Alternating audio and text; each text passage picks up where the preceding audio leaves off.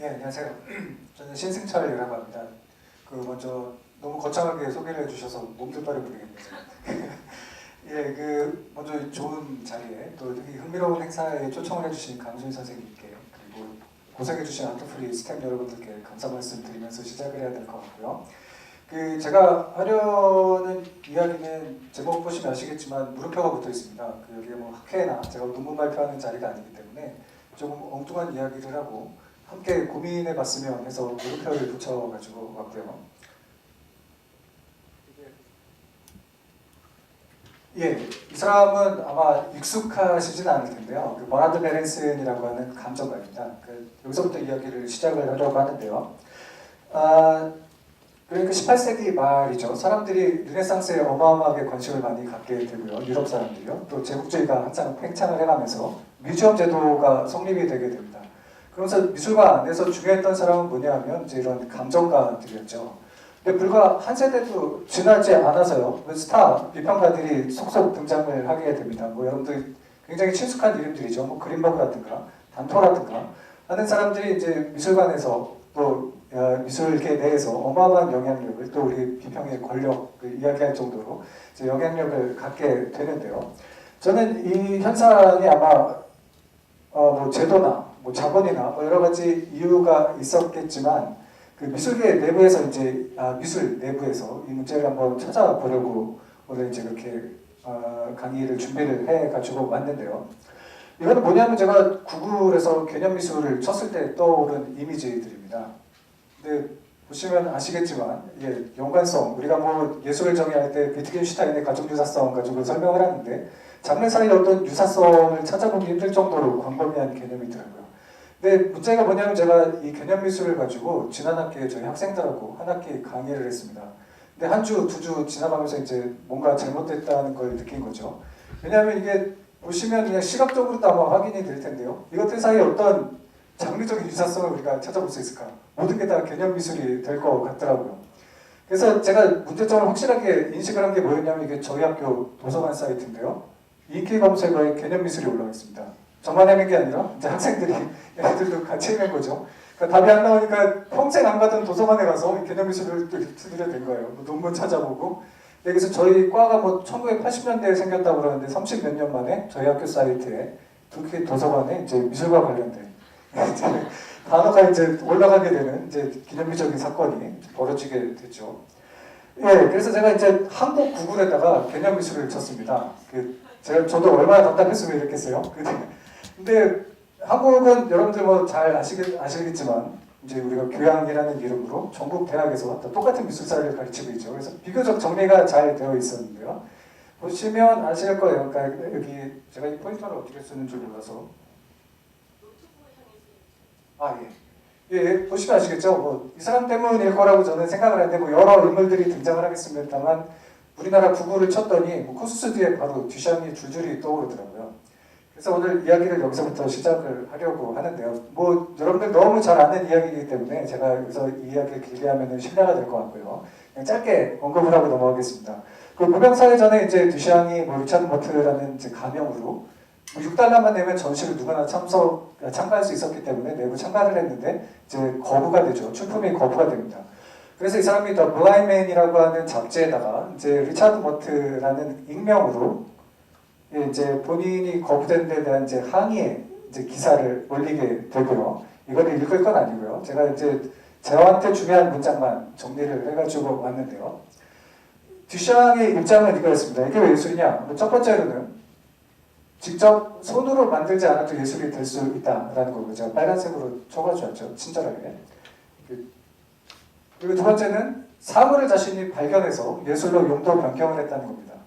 그리고 마지막으로 나는 그래서 새로운 개념, 그러니까 또 새로운 관념, 어떤 아이디어, 예술에 대한 새로운 개념을 내가 만들어냈다라는 것이 이제 이게 왜 예술이 되는가에 대한 이 사람의 변이었고요.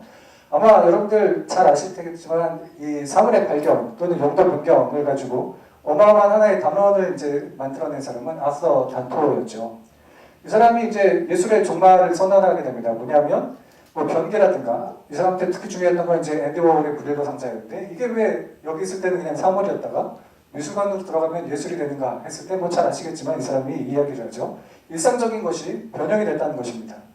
예전에는 이제 예술이라는 건 따로 있었고 이거는 이제 예술이 아니었는데 이제 오늘날에 와서는 이제 어떤 것도 예술이 될 수 있는 그런 시대가 됐다는 것입니다. 그래서 이 사람이 이제 예술의 종말을 이야기하는 걸 아마 잘 알고 계실 거고요.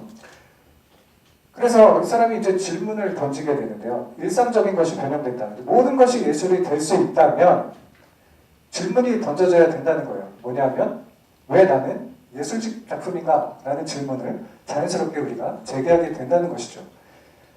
그래서 이 사람의 표현에 의하면 예술의 종말 이후에 예술에서 철학적인 자기 반성이 시작이 된다고 이야기를 합니다. 제가 가진 의문은 이 지점에서부터인데요. 예를 들면 이런 거예요. 제 얼굴에 뭐가 묻었습니다. 이거 아마 잘 아시는 비유일 텐데요. 근데 제가 제 얼굴에 뭐가 묻은 걸 저 스스로 반성을 해서 발견할 수 있냐는 거죠. 저는 기본적으로 이 자기 반성이라는 용어 자체에 이제 회의를 가지고 있는 사람인데요. 그래서 반토 같은 경우가 이제 이런 이야기를 합니다. 분명 그 개념 예술을 정의하는 일에 관심을 쏟는 나 같은 철학자들에게 몇 가지 문제를 던져다 주었다. 다시 말하면 예술이 자기가 왜 예술인지 설명을 못하기 때문에 왜 예술인지 설명해줘야 될 사람이 필요했다는 겁니다. 이게 아마 반토 같은 비평가들이 중요하게 되고 해야 되는 이제 과제가 설정이 되는 거죠.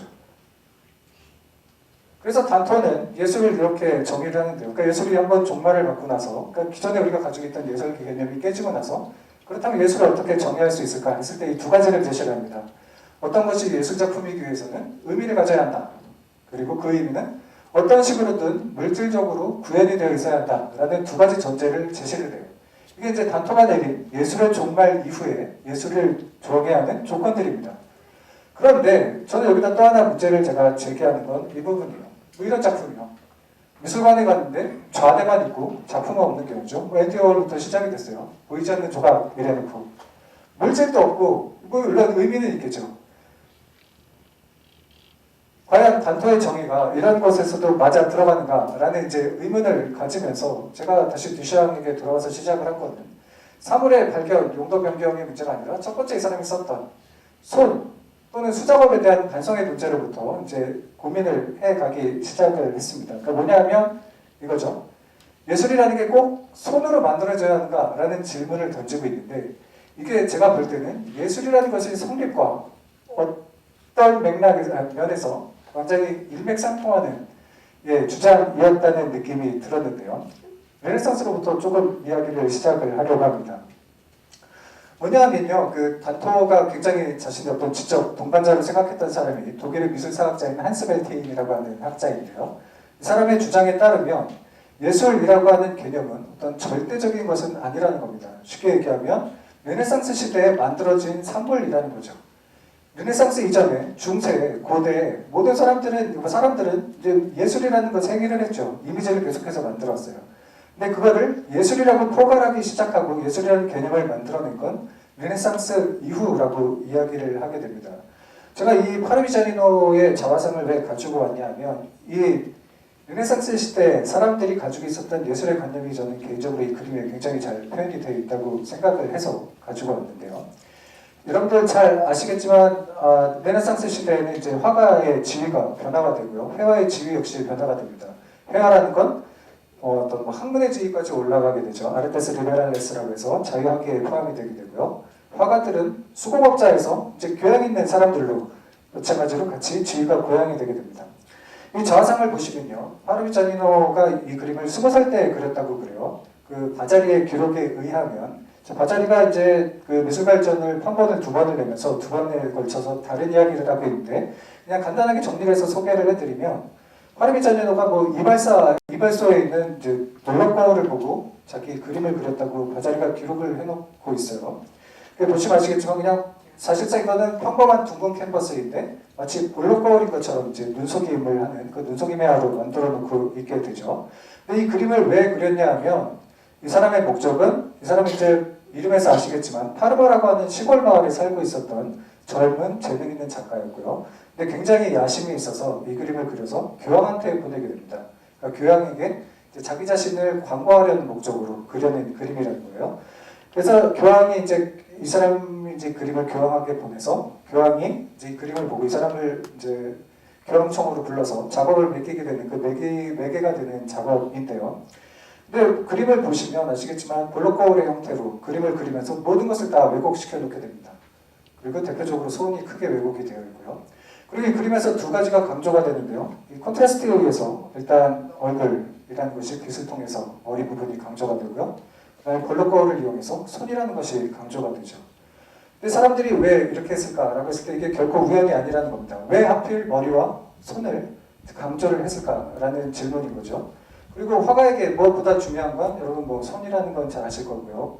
이건 플리니우스의 기록에 의하면 뭐 이런 격언이 있었다고 그러죠. 다나루도 선 그리는 연습을 쉬지 말라라는 격언이 있을 정도로 화가들이 어떤 손의 숙련도는 굉장히 중요했는데 뭐냐하면 이 손이라는 것이 왜 필요했냐 하면 이 사람의 상상력, 어떤 개념, 예술적인 아이디어를 있는 그대로 왜곡 없이 표현해내기 위해서 필요했다는 겁니다. 특히 르네상스 시대예요. 예, 미켈란젤로 같은 경우는 그래서 뭐 이 사람의 소네트에 보면 손은 지상을 따른다 라는 이야기가 있었고요. 바자르의 기록에 의하면 미켈란젤로는 너무 뛰어나고 완전한 상상력을 가지고 있어서 그의 손이 그 위대하고 놀라운 개념들을 전혀 표현해낼 수 없었다. 그래서 그는 작품들을 자주 방치했고 종종 부셔버리게 됐다라는 기록을 바자리가 하고 있습니다. 그러니까 그때 당시까지 존재했던 모든 인간 중에 가장 조각을 잘한다는 미켈란젤로도 자신의 상상력을 표현해낼 수 없을 정도로 위대한 상상력을 가지고 있었다는 거죠. 그래서 이게 뭐 쉽게 정리를 하자면 이런 이야기인데요. 당시에 어떤 회화라고 하는 것이 학문의 지위로 올라가면서 화가들이 또 수공업자에서 어떤 교양 있는 사람의 지위로 올라가면서 손이라는 것이 중요성이 물론 화가들에게 강조되었었는데 그 이유는 뭐였냐면 이 사람의 정신, 관념, 아이디어, 상상력들을 있는 그대로 표현해내기 위한 수단으로 손이 강조가 되었었다는 것입니다. 그래서 우리가 이거를 이제 미술사에서는 손의 정신화라고 이야기를 하게 되는데요. 예, 근데 한 가지 특이한 점은 뭐냐면 이 파르미자니노가 원래 화가들이 자기 자신을 표현할 때는 이렇게 펜을 들고 그림을 그리는 모습으로 자기 자신을 표현하게 되는데 펜을 들고 있지 않죠. 왜냐하면 이 사람은 위대한 놀라운 능력을 가지고 이런 그림을 그릴 정도로 훌륭한 화가이지만 나는 손이 아니라 머리로 일하는 교양 있는 화가라는 것입니다. 그래서 우리가 독터 마누스라고 라틴어로 이야기를 하는데 독터는 오늘날의 이제 박사라는 의미인데요. 이게 잘 훈련된 손뿐만이 아니라 교양 있는 손을 갖추는 것이 화가의 덕목이었다는 것입니다.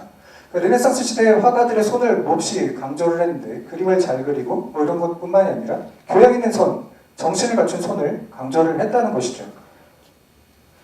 예, 그래서 이제 그 뒤에 회화들을 보면 이건 안토니스 모르의 자화상인데요. 뭐 이런 그림들이 등장을 하게 됩니다. 화가로서의 엄청난 자부심을 드러내는 거죠. 굉장히 이제 교양 있는 귀족의 의복을 갖추고 또 화가로서의 정체성을 명확히 드러냅니다. 뭐 국가 팔레트를 들고 캔버스 앞에 있는. 그런데 이 사람이 캔버스에 자기가 그림을 잘 그린다고 강조하기 위해서 그림을 그려놓은 게 아니라 뭘 붙여놓냐면 랑크소니우스라고 하는 당시의 비평가가 자신의 이 회화를 칭찬한 텍스트를 붙여놓게 됩니다. 이 텍스트 내용은 뭐 안토니스 모르가 너무 대단해서 마치 살아있는 사람이 나를 그린 것 같다. 고대 뭐 제역스 시나 아펠레스와 비교할 만하다. 라는 내용이 이 텍스트 안에 쓰여 있는데요. 문제는 뭐냐면 이 비평문이 이 그림을 칭송하고 있다는 것입니다. 다시 말씀드리면 시간 순서가 뒤바뀌었다는 거예요. 비평이라는 건 작품이 나온 다음에 거기에 대해서 비평이 가해져야 되는데 그려지기 전에 비평 텍스트가 쓰여지고 이게 심지어는 작품성에 들어가게 된 것이죠.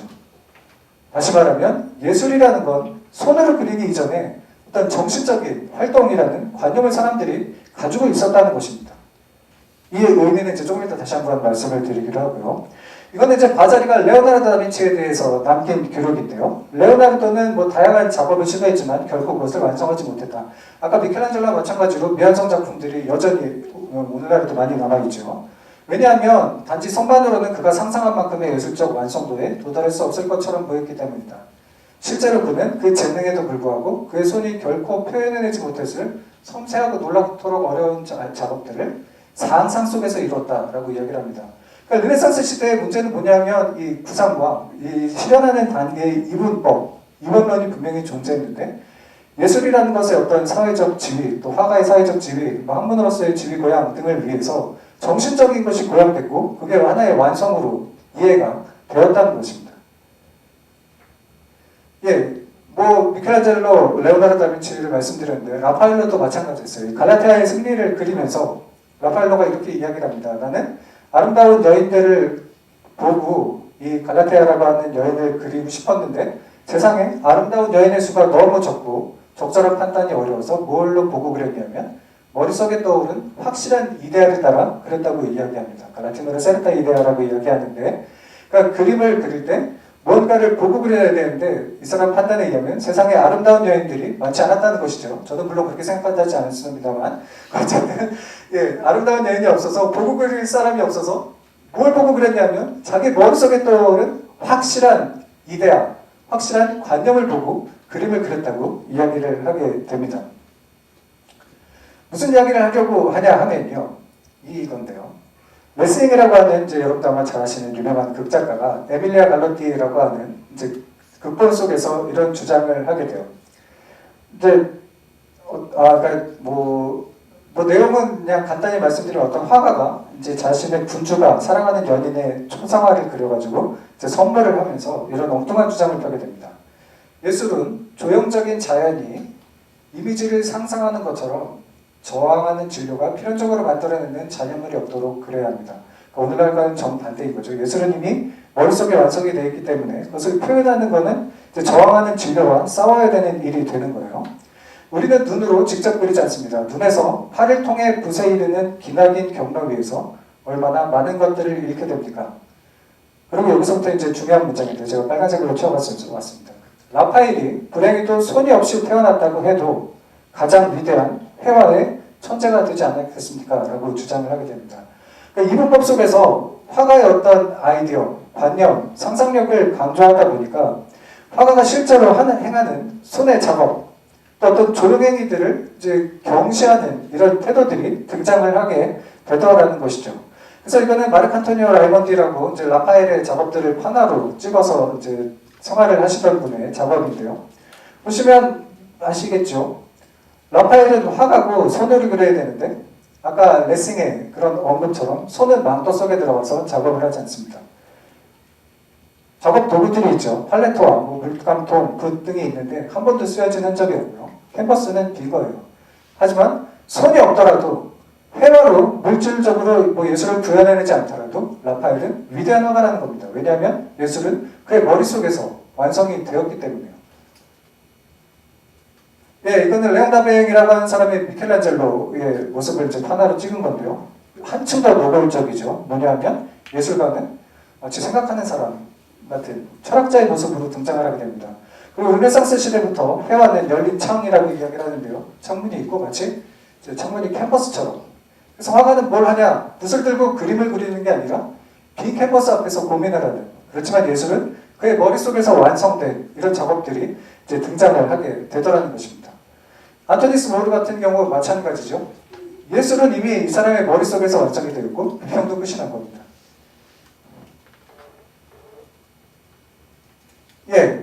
이후에도 이런 비어있는 캔버스 앞에 화가들의 모습이 계속해서 등장을 하게 되는데요. 이거는 이제 빌헬름 카파우젠이라고 하는 이제 독일 프로이센의 유명한 화가였어요. 이 사람은 이제 프로이센 군대들이 전쟁하는 장면을 그려서 이제 판화로 찍어서 먹고 살던 이제 유명한 당시 이름만 들으면 누구나 아는 화가였다고 그러고요. 그렇다면 전쟁화를 그리려면 전쟁터에 나가서 그 모습을 보고 스케치를 해야 정상적인데 이 사람 역시 생각하는 사람이 돼서 철학자가 돼서 캔버스에 물음표 하나를 남겨놓고 이제 머릿속에서 그림을 완성을 하게 되는 것이죠. 이건 라이프 스테드만의 나 레오나르도라고 하는 작업이에요. 레오나르도 다빈치도 마찬가지죠. 그러니까 본인이 레오나르도라고 이야기를 했지만 그리면서 고민하는 게 아니라 머릿속으로만 엄청나게 고민을 해서 거의 반미치경하게 되어 있는. 하지만 캔버스는 비어있지만 예술은 그의 머릿속에서 완성이 된다는 일종의 메타포로 일으킬 수 있을 겁니다. 이 문제가 뭐냐 하면 저는 이제 이게 현대미술에서도 같은 방식으로 이어진다고 생각을 하게 되는데요. 그러니까 아까 제가 단토로부터 시작을 해서 말씀을 드렸듯이 예술이라는 게 자기 반성을 과연 할 수 있는 게 말이 되냐는 거죠. 제가 아까 얼굴에 뭐가 묻었을 때 누가 봐주기 전에는 도대체 알 수가 없는데 내가 혼자 고민하고 반성을 해서 내 얼굴에 뭐가 묻은 걸 알 수 있냐는 거죠. 그러면 쉽게 말씀드리면 예를 들면 이런 거예요. 예술이 자기 자신에 대해서 스스로 고민을 하다 보니까 필연적으로 자기 부정이 시작이 된다는 것입니다. 조용행위를 잃어버리고 수작업에 대한 이제 거부가 생기는, 손에 대한 거부, 또 조용행위에 대한 상실이 계속해서 발생을 하게 되더라는 것이죠. 아까 처음에 보여드린 예를 들면 마인드베어의 뭐 보이지 않는 조각, 이게 재작년인가 런던에서 있었던 전시고요. 가가지고 보여드리는 건 아무것도 없는 거죠. 물론 작품의 의미는 있겠죠. 근데 의미만 있는 겁니다. 이미지는 없고요. 예, 뭐 매직 잉크 같은 경우요. 화가가 이제 휘발성 잉크로 그림을 그려놓고 얼마 지나면 사라져서 아무도 볼 수 없는. 우리 뭐 저도 저희 집 꼬마들한테 뭐 벌거벗은 임금님 이런 거 읽어주는데 뭐 예술을 아는 우리는 이해를 하겠습니다만 뭐 예술을 모르는 사람들은 도저히 이해할 수 없는. 의미는 있죠. 하지만 이미지는 없는. 예, 뭐 이브 클라운 같은 경우 마찬가지죠. 그냥 빈 공간. 아니면 이것도 이제 재작년에 런던에서 있었던 전시, 아니 베를린이죠. 베를린에서 있었던 전시인데 미로라는 겁니다. 가상의 미로에서 이제 사람들이 아무것도 없는데 돌아다녀야 되는. 저는 이제 비평의 오늘날 권력, 또 비평의 힘이라는 것이 이런 예술의 어떤 자기 부정으로부터 시작이 됐다고 생각을 하게 하는데요. 그러니까 뭐냐, 예술이 어떤 수작업에 대한 어떤 태생적으로 수작업에 대한 어떤 부정 또는 조용행위에 대한 어떤 거부 같은 것들이 기본적인 자기 모순이 자기 안에 있었다는 것입니다. 예술이라는 개념이 이미 시작이 될 때 화가들의 어떤 지위, 또 예술의 학문으로부터의 고향이라고 하는 어떤 이 사회, 뭐 문화적인 문제로부터 관련이 되겠지만 오늘날 이것들이 이 미학적인 문제로 이어지는 데는 이런 이제 뭐 수작업에 대한 거부라든가 조용행위의 상실이라든가 예술이 무언가를 만들어내고 의미를 발생시키지만 거기서 이미지를 찾아볼 수 없는, 그래서 비평이라는 것이 언어를 통해서 여기다가 이미지를 부여해주는 이런 역할을 오늘날 담당하게 되더라는 것이죠. 예, 뭐 그래서 개인적으로 지금 갑자기 강수민 선생님 얼굴이 제가 쳐다보게 됐는데 강수민 선생님이 낸 책이 저는 굉장히 제목이 마음에 들었거든요. 어떤 의미에서 쓰셨는지 제가 정확히 이해는 못했지만 예술의 이미지를 만들어내지 않을 때 비평이라는 것이 거기에 이미지를 부여해주는, 그래서 비평 이미지라고 하는 책을 저는 이제 제목이 나왔을 때 굉장히 마음에 들었었는데 오늘날 비평의 기능이 여기에 있지 않을까. 그러니까 제가 지금 계속해서 이제 설명은 안 드리지만 보여드린 이미지들이 모두 마찬가지인 거죠. 예술이라는 건 원래 이미지를 만들어야 되는데 이미지를 만들지 않고 깨트려버리는 어떤 도상파괴적인 속성이 예술이라고 하는 장르 안에 기본적인 자기 모순, 자기 부정이 들어있고 그걸 해결하기 위해서 이미지를 만들어내지 않는 예술을 이제 설명해주기 위해서 비평이라는 것이 오늘날 이제 활동을 할 수밖에 없는 상황이 되지 않았나 생각을 하게 되었고요. 그리고 개인적으로 제가 이제 뭐 예를 들면 이제 이거는 조금 이상한 이야기를 하면서 제가 아까 이제 물음표를 붙였다고 말씀을 드렸는데요. 이거는 이런 겁니다. 저는 이제 개인적으로 비평이라고 하는 것이 한 두 번 정도 다시 반복을 했지만 예술의 어떤 모습, 분명히 의미는 있지만 이미지를 만들어내지 않는 오늘날의 그 미술에 있어서 이미지를 부여하는 작업이 비평이라고 생각을 한다면 테크놀로지가 과연 이제 이 역할을 대신할 수 있지 않을까. 이건 일종의 그냥 레터릭이고요. 실제로 제가 그렇게 믿는 건 아니지만 그 이미지를 부여하는 역할을 테크놀로지가 분명히 하고 있다고 생각을 해서 이제 마지막에 그림을 몇 장 가져왔는데요. 예를 들면 이거죠. 아까 뭐 앤디 워홀이라든가 뭐 이런 작업들 보이지 않는 조각을 갖다 놓고 예술이라고 우길 때 제폴션은 여기다가 이제 뭐 모니터를 갖다 놓고 분명 좌대기에는 아무것도 없지만 이 테크놀로지를 통해서 우리가 이미지를 확인할 수 있는, 비평가들이 할 일을 테크놀로지가 대신해주고 있는 일종의 이제 메타포로 제가 가지고 온 거고요. 그 다음에 아까 이제 손 없이 작업하는 이제 라파엘에 대한 이야기를 했었는데요. 라파엘이 손이 없다고 해도 회화의 가장 위대한 천재가 되지 않았겠습니까? 라는 이야기를 리스팅했는데 저는 오늘날 이 두뇌 회화라는 것에서도 이런 이제 비슷한 해결책을 보게 됩니다. 이거는 뭐 아디에슬레라고 하는 독일 사람이요, 이제 두뇌화를 개발을 하게 되는데요. 이게 누구를 위한 거였냐면 사실 요긴 맨더르프를 위한 것이었습니다.